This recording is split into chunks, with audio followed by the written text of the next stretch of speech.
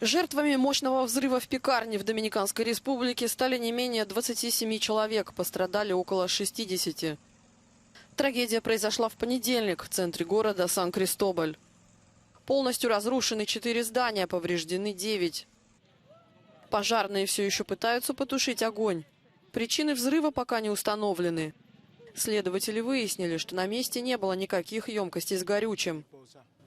Местные жители пожаловались властям, что в здании действовала нелегальная фабрика.